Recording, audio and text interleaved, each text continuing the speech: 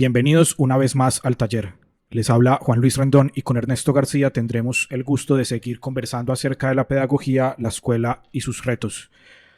Además, hoy vamos a tener un invitado muy especial con el motivo de nuestro programa número 20 y hago referencia a la profesora Mercedes Zuluaga, rectora del Colegio Antonino, ubicado en el municipio de La Estrella, además de historiadora. Entonces, antes de darle la palabra a nuestra invitada, que esperamos que sea una conversación muy amena y muy, creo yo, memorable, porque va a ser una conversación que recoge el testimonio de dos maestros ya con mucha experiencia y que además han transitado el camino de lo que ha sido el progreso, digamos, del sector educativo en el Valle de Aburrá. Quiero saludar a Ernesto y pues también darle la oportunidad de que salude a nuestra invitada. Gracias, Juan Luis. Bienvenida, Merce. Ella sabe que esta es su casa y desde hace ya un tiempo significativo venimos trabajando hombro a hombro en la lectura crítica de lo que pasa real y cotidianamente en las aulas. Y esa es una experiencia que ha sido para todos los que participamos en ese taller de psicopedagogía, una experiencia muy enriquecedora. Y bueno, y ahí hemos podido encontrarnos en lo conceptual, pero sobre todo en las trayectorias empíricas que hemos podido vivir en los últimos 25 años. Muy bien, y ahora sí, para saludar a nuestra invitada. Mercedes, contanos un poquito, por favor, del proyecto Antonino, que seguramente estará muy entrelazado con tu propia biografía, y ahí nuestros oyentes tendrán ocasión de conocerte un poquito más antes de entrar en la conversación de hoy. Bueno, muchas gracias, Juan Luis, muchas gracias, Ernesto. De verdad me siento muy honrada y como lo planteaba Ernesto, este encuentro para nosotros ha sido muy significativo. Nos ha abierto también a otros pensamientos, a otras historias, y creo que vale la pena que los colegios, quienes somos sensibles a este asunto de la pedagogía y de la educación, nos encontremos para pensar juntos, sobre todo con los nuevos desafíos que nos plantea los cambios también tan acelerados que vivimos hoy. Bueno, les cuento que el Colegio Antonino es un proyecto familiar y femenino. Iniciamos varias mujeres. Es un sueño, más que obedecer a una respuesta precisa del medio, digámoslo, de manera directa, de manera planificada, obedece más a ese momento en el que nace Antonino. Pues ya contábamos con el preescolar hace unos añitos, y mi hermana Nancy Zuluaga, que fue la fundadora del preescolar, quería llegar hasta allí. Pero sucede que éramos otras hermanas también formadas en el área de humanidades, en la Universidad de Antioquia, con unos aires de libertad, de revolución, y la nuestra fue la revolución de la educación, era el camino nuestro, ¿cierto? Era por ese lado. Entonces nos unimos como en esas voluntades, en esos sueños, en ese deseo de cambiar el mundo, no fuimos muy administrativas, pero nos ganaba el sueño de conjuntar pues nuestros saberes, cada una en lo suyo. Mi hermana Nancy, que fue la fundadora directa del preescolar, estudió didáctica y dificultades del aprendizaje escolar en el CEIPA, esa carrera ya creo que no existe en este momento. Aida, socióloga y español y literatura, licenciada en español y literatura, y mi cuento pues fue desde la historia.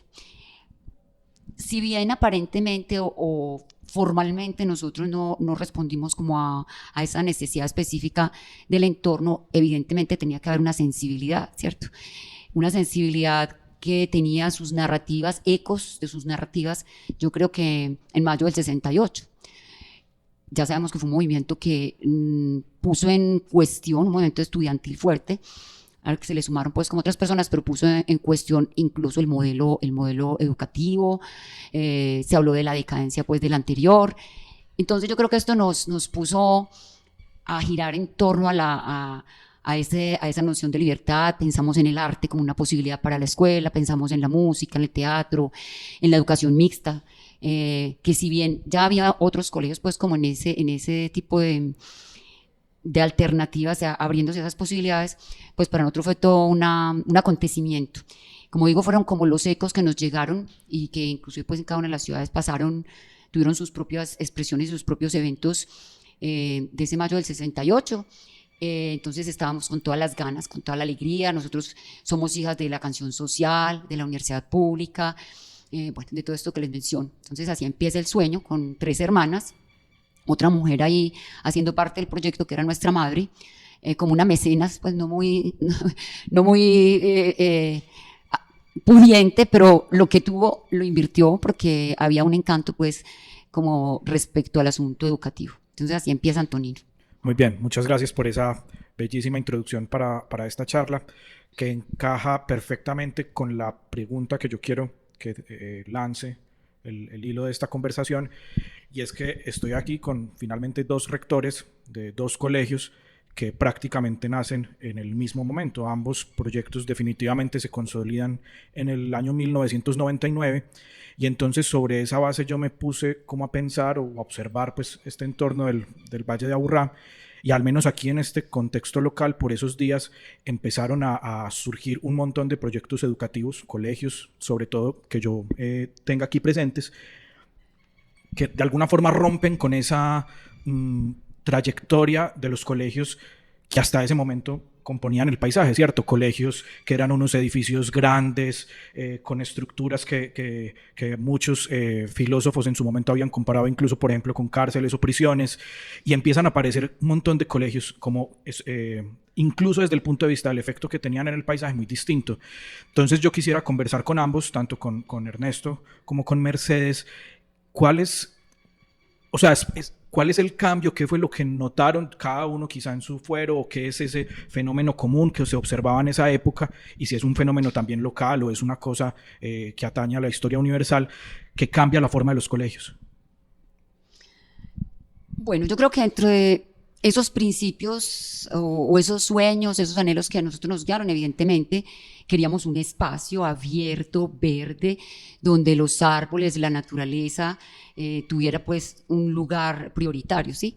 De hecho, yo recuerdo que nosotros tuvimos y manejamos nosotras mismas, tuvimos lombricultivo. En este momento está fuerte, digamos, esa dimensión, pero creo que para aquel entonces era muy novedoso, era algo extraño, pero eran tantas las ganas, el entusiasmo, ese deseo de que creíamos que íbamos a cambiar el mundo. Yo creo que cualquier educador y cualquier pedagogo, si no tiene eso en su corazón, aunque ya sabemos pues que hay quienes tienen gran escepticismo con la pedagogía, con esto, pero yo creo que un pedagogo sin esperanza definitivamente no funciona.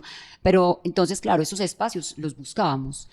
Antonino es un colegio en este momento resultado de un trasegar, hasta que por fin encontramos nuestro lugar aquí en La Estrella. Defendimos y buscamos y luchamos por podernos quedarnos en La Estrella.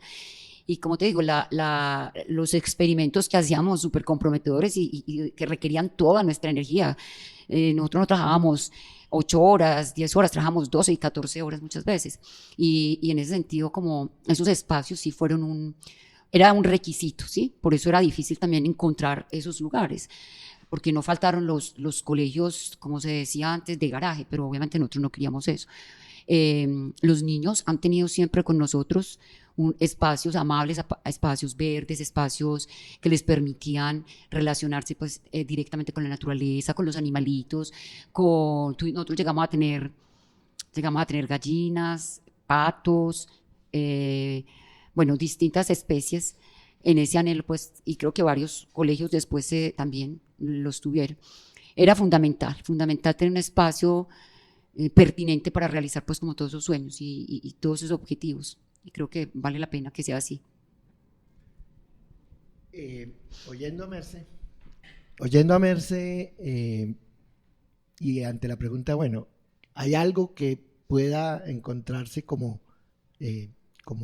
compartido que explicara que 2 proyectos nazcan tan parecidos pero sin conexión? Claro, ese es un hecho. Hay una conexión siempre muy profunda, y Merce en su presentación invocó un antecedente muy lejano respecto de su propia experiencia, que es, digamos, el Mayo 68. Pero el Mayo 68 no como simplemente movimiento de rebeldía juvenil, porque Mayo 68 pues tampoco cae del cielo, es un pliegue de la historia que nos pone al mundo ante la indudable presencia de una nueva manera de ser.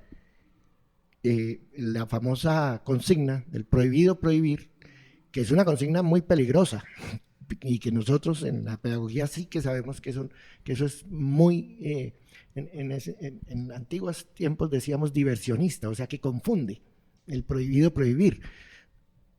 Pero el prohibido prohibir, digamos así crudo, delata la crisis de la cultura. Una cultura que en sus estructuras, la crisis de la cultura universal, no de la cultura francesa, ni menos aún la cultura colombiana, no, de la cultura. Y es que en ese clímax del 68 se explota la divergencia esencial entre unos códigos culturales que nosotros después hemos venido a decir autoritarios, y una realidad material que ya no cabe en esos códigos autoritarios. Merce menciona típicamente el tema de la educación, le decíamos la coeducación de los dos, que ya, pues ese era un código que nadie había puesto en duda, digamos así, los hombres y mujeres por aparte, en todo el mundo. Y ahí se acabó, nadie, el que después de esa época quiera hacer un colegio solo masculino, solo femenino, y ahora sí que, hoy día sí que menos, pero a partir de ahí.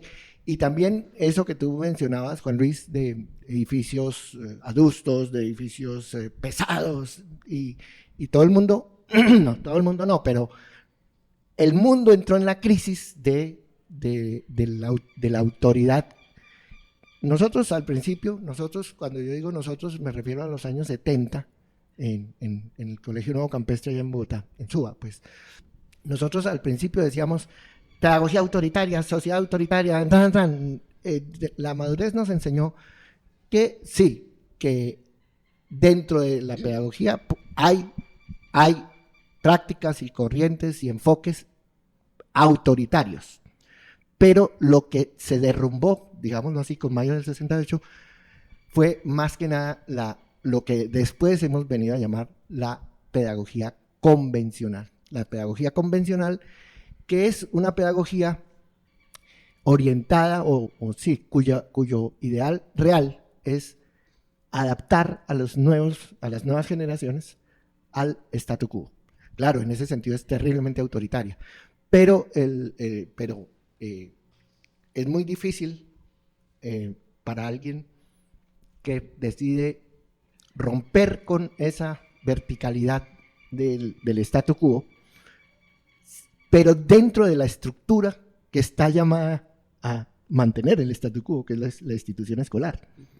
Entonces, de ahí es que nace, y efectivamente, sobre todo en los años fines de los 70 y los 80, en todo el país, empiezan los colegios mixtos, los colegios estatales, que antes se llamaban normal de señoritas, ya deja de ser, y colegio de varones en Envigado y el colegio de señoritas. No,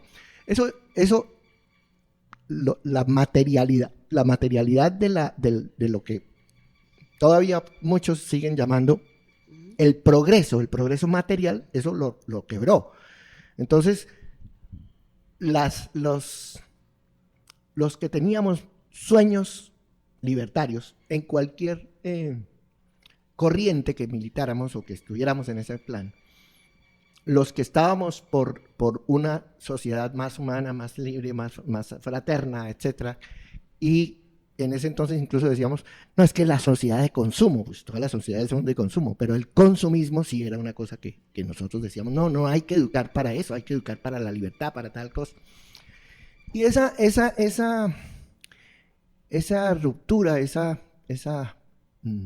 apuesta por futuro de los jóvenes en los años 68, aquí en Colombia el movimiento, los estertores del movimiento fueron en el 71 y 72, pero esa ansia de romper con lo viejo, con lo que se cayó solo, es que se cae solo,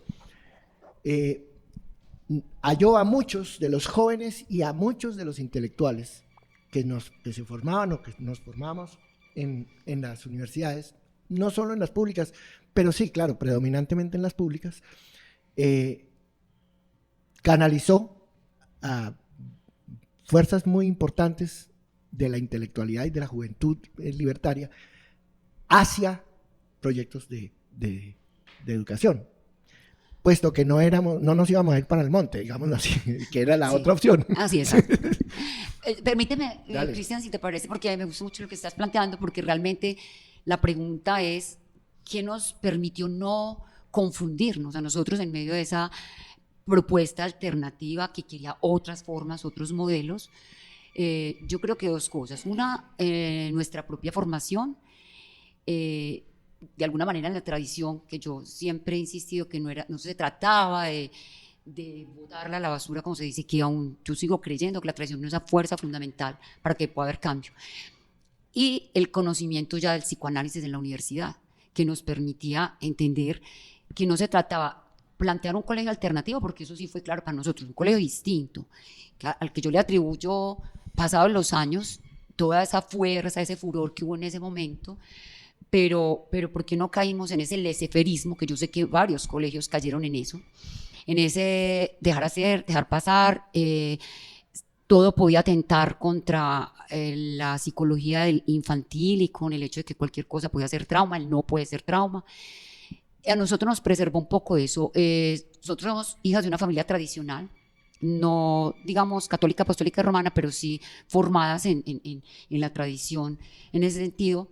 Y sobre todo creo yo que a nosotros nos ayudó muchísimo, muchísimo, y creo que en eso nos sentimos sintonizados con el gimnasio, con el discurso, lo fundamental del psicoanálisis en ese aspecto, donde sabíamos que de todas maneras el límite era fundamental en el proceso de humanización del niño, que un niño solamente se hacía humano entre humanos, y para habitar con humanos era necesario que tuviera el límite que el otro también ponía. Entonces me parece interesante que Ernesto lo recuerde. Es que supongo yo que fue un momento de una deliberación muy dura, porque es que, como nos decía Ernesto, por un lado es que la respuesta es la revolución de frente, ¿cierto? Pero también, por ejemplo, había otra corriente intelectual muy dura y muy fuerte, que en su momento, por ejemplo, encarnó una figura como Estanislao Zuleta, que completamente opuesto por ejemplo, a las vías armadas para los cambios, sí hablaba o habló durante un tiempo casi que de una abolición de la escuela, ¿cierto? Entonces yo creo que era una ebullición intelectual durísima, en la que esta lucha de estos dos maestros con los que estamos hablando aquí hoy, pues tuvo que haber sido realmente apasionante. Bueno, pero ya hablamos mucho de alguna forma contra qué nacen estos colegios, pero entonces ahorita hablemos un poquito, es esos maestros jóvenes hace 30 años prácticamente ya, incluso desde antes, cómo se imaginaban ese colegio que iban a concebir, incluso vamos a componer el cuadro, o sea, cómo veían ese colegio, qué era cómo lo dibujaban en sus mentes y en sus corazones. Bueno, yo también tengo que decir que nosotros teníamos mamás jóvenes, no éramos las únicas que estábamos soñando con colegios diferentes, porque si no hubiera sido posible Antonino. De hecho, esas mamás pedían fervorosamente que el modelo con el que empezó el preescolar para sus hijos no se suspendiera cuando iban a pasar a transición, que es pues al grado primero en ese momento, ¿cierto? El primer grado de escolaridad obligatoria, ¿cierto, Ernesto? Creo que es así. Y entonces esas mamás nos alentaron primero con su fe, con su fuerza, eran sensibles, había una mentalidad, y ahí tengo que recordar pues en un municipio cercano, Sabaneta, pese a que Sabaneta fue un municipio muy conservador, pero también tuvimos esas mamás que nos alentaron, nos empujaron, nos apoyaron en todo sentido. Entonces vale la pena pues recordarlas y seguirlas queriendo. El colegio que nos soñamos, yo creo que yo diría que es el colegio que tenemos y hemos tenido. En Antonino muchos asuntos permanecen, ¿cierto? Muchos asuntos, Ernesto lo sabe cuando hemos conversado en otros espacios, la importancia que tiene para nosotros el poemario, que tiene el teatro, que tiene el arte, que tiene... creo que nos hemos mantenido, no quiero decir que no hayamos cambiado, obviamente sí, obviamente las exigencias de los nuevos tiempos, que incluso ahorita cuando Ernesto lo mencionaba, ese prohibido prohibir, en este momento aparece, hace sus fulgores, porque realmente nos toca también detenernos un poco con los padres de familia y decir un colegio alternativo, un colegio distinto, un colegio que se declaró constructivista y que ahorita venía pensando yo, también me hago la pregunta, ¿el constructivismo se puede aplicar radicalmente según la teoría? Y si soy honrada, creo que nosotros nos declaramos constructivistas, pero más allá y menos allá, ¿cierto? O sea, un poco ecléctica, diría yo más bien. Pero volviendo al punto, yo aún seguimos defendiendo esos ideales iniciales con algunas diferencias, ¿cierto? Que tiene que ver con que evidentemente tenemos que buscar mayores estrategias de formalización, de sistematización, de abrirnos a otros espacios, de tener este tipo de encuentros. Entonces, el colegio que soñamos, de alguna manera, en ese sentido, creo que gran parte de ese sueño se ha hecho realidad. Hay un atenuante y es que también aparecen nuevos retos y yo diría que en este momento demasiado complejos y demasiado por dónde desde el hacer, desde la praxis, por dónde encontrar esas formas que le den respuesta a ese desafío que yo creo que todos nos estamos preguntando. Muchas cosas están cambiando, muchas cosas de manera acelerada, la pandemia tiene mucho que ver, o más que fue la pandemia aceleró los procesos que ya se venían gestando y apareciendo, entonces seguimos buscando, no estamos quietas, pero también nos sentimos muy felices porque muchas cosas se hicieron realidad. Mientras Merce nos contaba secretos muy fundamentales, me devolvía también a mi época inicial, año 72. En realidad yo, cuando elegí ser maestro, porque esa es una pequeña, sutil diferencia que trae consecuencias largas, y es que la mayoría, por no decir que todos, yo no conozco, bueno, pero la mayoría de todos los proyectos que florecieron en la línea, y voy a usar la palabra que has usado, Merce, en la línea de pedagogía o educación alternativa, todos esos proyectos, la inmensa mayoría no son hijos de un planteamiento pedagógico, o son hijos de un planteamiento, llamémoslo político, pero en el buen sentido de la palabra, de análisis de la crisis de la sociedad, y entonces, ¿qué opción vamos a dar? O son hijos, como nos lo ha explicado Merce, de una intuición, voy a abstenerme de decir que sea femenina, pero en este caso, y Merce lo ha puesto de presente y no es por casualidad, intuición generalmente femenina, no porque siempre sea de mujeres, sino porque es en atención a la demanda femenina de las madres que quieren para sus hijos un mundo libre y un mundo feliz, porque es que la pedagogía autoritaria no trabaja por la felicidad, sino por el éxito, y eso es opresivo, terriblemente opresivo. Entonces las madres de mayo 68, llamémoslo así, las madres que nos tocaban a nosotros, y muchos de los proyectos nacieron más como preescolares, y luego viene la crisis, en que tienen que decidirse. ¿Por qué?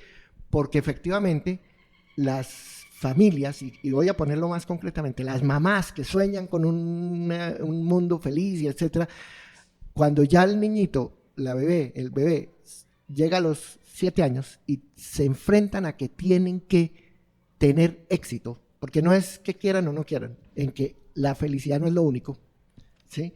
Entonces, ahí muchos de los proyectos se enredaron literalmente en mi percepción. Yo pues, y decía, la diferencia en mi caso es que yo no tenía una idea de colegio, ni sobre todo no de alternativa. Nunca pensé en construir o en proponer una pedagogía alternativa, sino que para responder a tu pregunta, ¿qué es lo que me movía? No, yo antes que nada elegí ser maestro.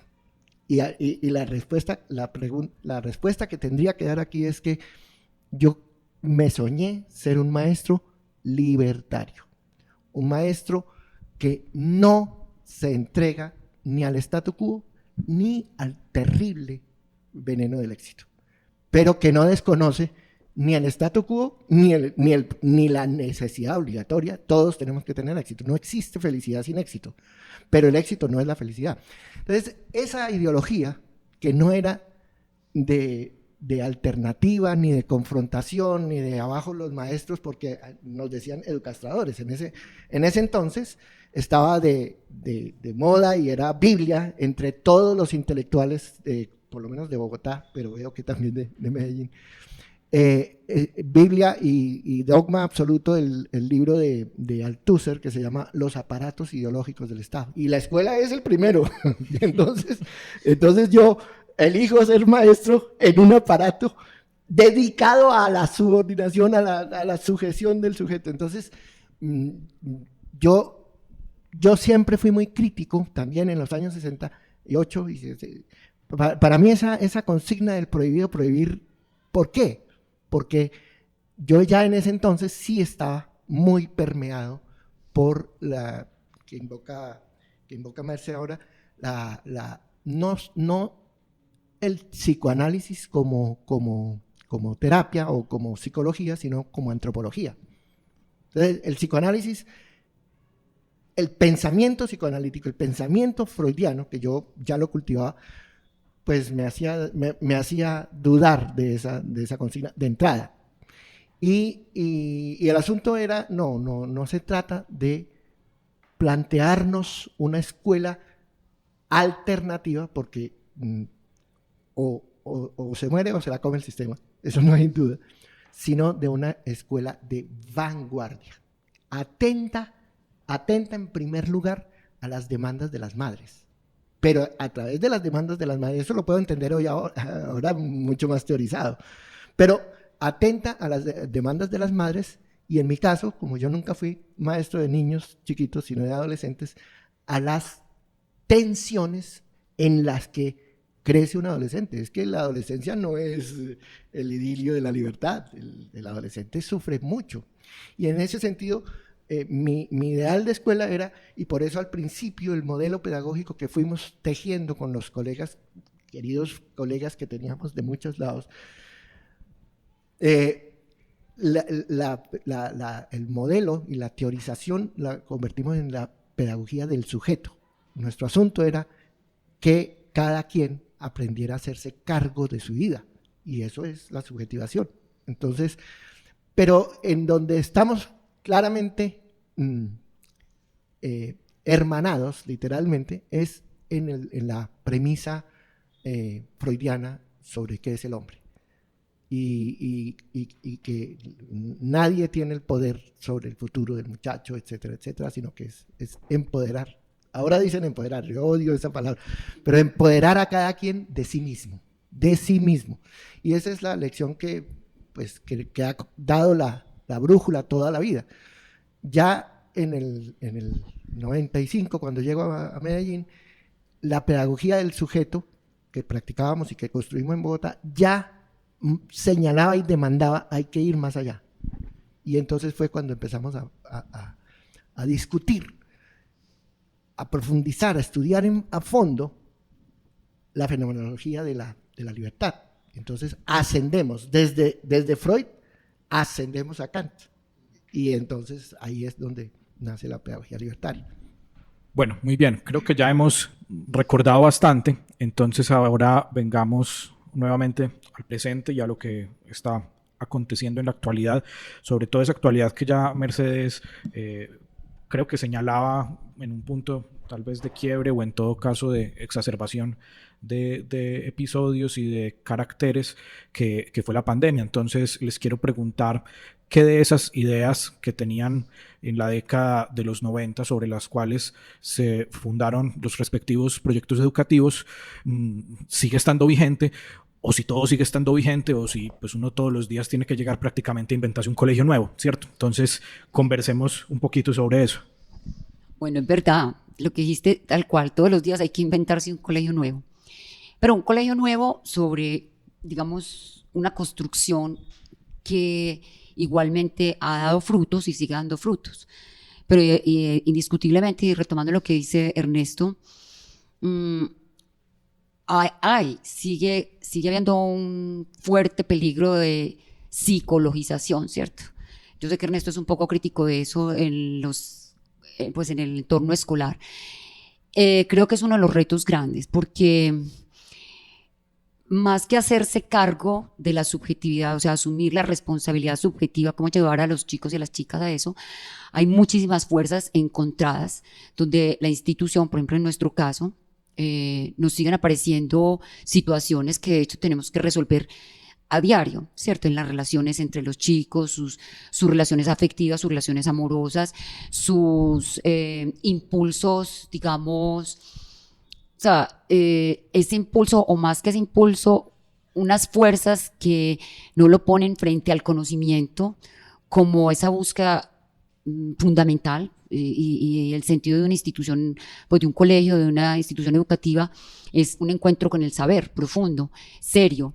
Por ejemplo, para nosotros es uno de los retos grandes, ¿cierto? Como trabajar en esas dos vías, porque incluso a ese tipo de apatía que aparece respecto al aprendizaje, al fascinarse con determinadas sendas que propone pues cada una de las áreas o cada uno de los profesores, hay una tensión alta porque aparece esa apatía que entonces la tenemos que psicologizar primero, como una exigencia del medio, ¿cierto? Aquí entonces entremos en ese entender y nos devolvemos y casi que entonces terminamos haciendo cargo nosotros y de pronto permitimos que el niño no se haga cargo, que la familia no se haga cargo. Para mí eso es uno de los grandes retos que tenemos en este momento, ¿cierto? Más allá de que superaba pues, o el modelo alternativo se enfrentaba al autoritarismo, con el cual afortunadamente pues quedó en el remoto pasado, ya remoto. No, ustedes nunca fueron autoritarias. No, por eso, no de la institución. Hoy día, como cosa sino, general, sí. digamos, porque era alternativa a la propuesta, porque la búsqueda de las mamás, como dices tú, era que sus hijos fueran felices, y felices era que muchas veces tenían que presionar, bueno, ¿cuándo van a poner el colegio? Porque resulta que había niños, aún en ese momento, en el año 2000, 2001, 2002, donde estaban sometidos a un autoritarismo de una aula de clase, donde el niño tenía que escribir eternamente, donde había un rigor y una producción casi a unos estándares, a unos objetivos muy claros, ¿cierto? Entonces el niño primero tiene que terminar haciendo la letra de esta manera, tiene que saber eso. Por ejemplo, la educación memorística. En ese entonces nosotros no somos memorísticos, ¿sí? Hoy por hoy valoramos la memoria. Por eso yo a veces siento que hay como un péndulo que va y que viene. Hoy por hoy nosotros decimos la memoria es fundamental. Cuando en un momento dado, pues la sociedad trató de desechar la memoria, nosotros nunca lo hicimos, pero la memoria en función del goce estético, por ejemplo, que generaba la poesía o el aprendizaje de una obra de teatro, bueno, en fin. Pero un colegio, sí, por lo menos en nuestro caso, es un reto permanente, es una aventura. Ustedes saben que tenemos un plan hecho y llegamos a ese día y todo se cambia completamente. Entonces, creo que inclusive a un costo muy alto que estamos viviendo, pues nosotros, los docentes, las directivas de la institución. Sin embargo, sigue viva como esta pasión y esta fuerza que nos exige entender nuevas dinámicas, pero es innegable que yo diría, y me han escuchado decirlo, desde a partir de 2 años, 1 año, pues la pandemia y 2 años después, uno sí siente que hubo un antes y un después, como tú lo decías, un punto de quiebre grande. Ahí estamos acercándonos para seguir pensando juntos como todas estas situaciones que nos atraviesan y que nos exigen pensar, de verdad, pensar, reflexionar y seguir orientando los proyectos en función de comprender ese nuevo sujeto que aparece hoy por hoy. Tú dices un punto de quiebre grande, pero si tú revisas, un punto de quiebre que no ha quebrado a Antonino, ni al modelo Antonino, sino al contrario, se ha probado que estaba, digamos, en condiciones de incorporar el cambio. Lo que no quiere decir incorporarlo gratis, claro, hay que sufrir, hay que hacer ensayos que no funcionaron, etcétera. Pero eso es la ley de la vida, eso no es solamente en los colegios. O sea, yendo a la pregunta tuya, ¿hay que inventar un colegio cada día? Pues hay que inventar un Juan Luis cada día. Esa es la verdad, el ser humano, pero no solo el ser humano, ¿no? Pero bueno, quedémonos con que el ser humano siempre es eso, es un construir sobre lo construido, como dicen ahora, y sobre todo un crear lo que, en donde voy a caer, porque no es crear la libertad, etc.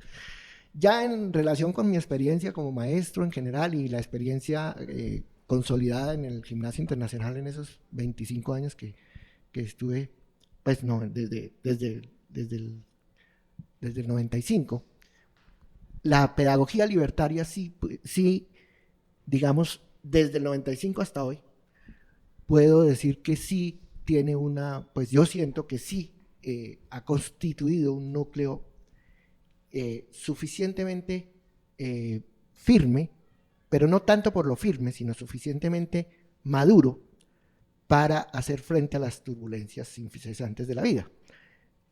Y en ese sentido, pues, pienso que hemos demostrado, y ahí está la realidad cotidiana del gimnasio, y bueno, aire libre, y Antonino no creció bajo la ideología de la pedagogía libertaria, pero ya sabemos, y lo hemos venido disfrutando, cómo es impresionante la coincidencia de los descubrimientos, de las validaciones, etcétera, de las liberaciones conceptuales. Pero el tema de qué hay de firme, a pesar de los cambios que necesariamente todos los días hay que hacer, pues de las respuestas al ambiente. Hay dos elementos fundamentales que considero yo son rocas inamovibles de algo que pueda llamarse pedagogía libertaria. No sé si innovadora, no me interesa, no sé si alternativa, no, libertaria, o sea, sobre las que efectivamente los estudiantes puedan construir su sapere aude, su autonomía, no solo intelectual, sobre todo su autonomía política, es decir, moral, ¿cierto? Dos pilares son, uno, que es el maestro individualmente no es el que enseña, el que forma es la colectividad de los maestros, es el equipo docente. Entonces ese es un primer elemento. Usted quiere tener un colegio de alta competencia en una línea libertaria, construye un equipo docente. Un equipo docente, el mismo libertario, por supuesto. Y el otro pilar fundamental es que el objetivo de esa institución y de esa profesión del maestro, sí hay que fijarlo en la emancipación del alumno. La emancipación no quiere decir ni mucho menos la rebeldía, pasa por la rebeldía. ¿Qué tal un muchacho que no sea rebelde? Horrible, pero la emancipación es verdaderamente el desafío que hace del maestro un ser que valga la pena. Entender, conocer, comprender, ni mucho menos imponer. ¿Cómo va a imponerle la emancipación a uno? Pero la línea directriz, el objetivo de la formación es la emancipación. Entonces, un equipo docente debidamente estructurado como comunidad profesional que responde ante la sociedad en primer lugar, pero también ante sus discípulos, pues, sus beneficiarios, yo digo sus víctimas, porque el alumno no es ni mucho menos un socio, no, él es el beneficiario de la formación que proveamos, de la enseñanza que proveemos. Pero entonces el compromiso con la emancipación es un compromiso con la sociedad, primero que nada, a ser ciudadanos de bien, ciudadanos, no personas de bien, ciudadanos que respondan, que sean verdaderamente, que usen la cabeza propia, como dice Kant.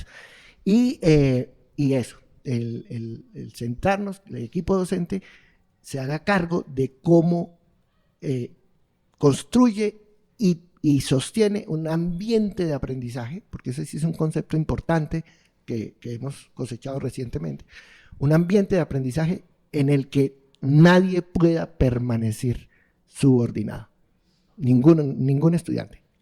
En desarrollo de la epigénesis, la emancipación no te la dan los padres, la conquistas tú o nadie te la puede dar. Bueno, y ya se nos va acabando el tiempo, entonces para terminar, para concluir esta conversación, les quiero hacer una pregunta, pero eso sí demanda una respuesta muy precisa. Y la pregunta es la siguiente, porque me imagino que muchos de nuestros oyentes, muchos son padres de familia, pero también muchos son maestros y sobre todo maestros jóvenes. Oiga, ¿y con qué tiene que contar un maestro para participar en un proyecto educativo de esas características, ¿cierto? ¿Qué esperamos, qué se espera que tenga un maestro que pueda ponerse, digámoslo de la siguiente manera, a la altura de la enseñanza que espera ofrecer un proyecto como por ejemplo Antonino o el Gimnasio Internacional de Medellín? Breve, yo diría adultez, corazón y obviamente pasión. Una búsqueda clara de su ideal, de compartir y de vivir parte de su tiempo con niños y niñas que están en formación. Yo diría eso. Sí, no, yo eso sí hace muchos años lo tengo muy claro. La condición, la precondición para poder aspirar a ser maestro en general, pero maestro en esquema como este, es que sea un utopista. La utopía no es ni mucho menos la ilusión, sino que la utopía es la imagen ideal que cada uno se construye de sí mismo. Entonces, el que tenga ideales, puede incluso tener ideales que no conversen con los míos particulares, pero el ideal del Gimnasio Internacional, que es hacer de cada alumno un miembro fiel y digno de la colectividad en consonancia con su... Ese ideal, pues es el ideal al que un idealista pueda meterse. Pero si usted no tiene su vida ordenada por ideales, sino por objetivos o por metas, le va a tocar mucho, va a tener que hacer mucho psicoanálisis antes de poder vincularse a un proyecto libertario. Muy bien, muchas gracias a ambos. Para mí fue un placer y pues un honor que me hayan permitido compartir con ustedes esta conversación. Para despedirme, como es tradición, quiero mencionar a los, en esta ocasión, muchos nuevos suscriptores que tuvimos durante la semana. Entonces quiero empezar al revés de lo que se suele usar, por el maestro varón que nos empieza a seguir, el profesor Julio, porque yo creo que nos abre el radio del programa. Imagínese, Ernesto, que ya estamos llegando a la Amazonia colombiana, ¿sí? Entonces, bueno, ahí vamos llegando. Pero también hay muchos otros suscriptores nuevos. Está Sandra, está Gloria María, la maestra Jenny también, y Andrei. Entonces, muy agradecidos y esperamos que en la medida pues que estas conversaciones sigan suscitando ideas y deliberaciones, pues las compartan con sus conocidos y sus compañeros, incluso con los padres de familia cercanos, porque ahí también hay un nicho muy importante para esta deliberación. Entonces, bueno, esto fue el taller. Otra vez, muchas gracias y los esperamos la próxima semana con una nueva pregunta para elaborar. Como estamos pues en este programa especial, no sé si los invitados, pues en esta ocasión Ernesto, el local, y Mercedes, unas últimas palabras para despedirse. No, de nuevo agradecerles mucho y también cerraría con el lema de Antonino, que es por la vida, crear, creer y soñar. que es una de las últimas más importantes lecciones que me ha llegado a la vida, el lema de Antonino. Muy bien, muchas gracias y hasta el próximo taller.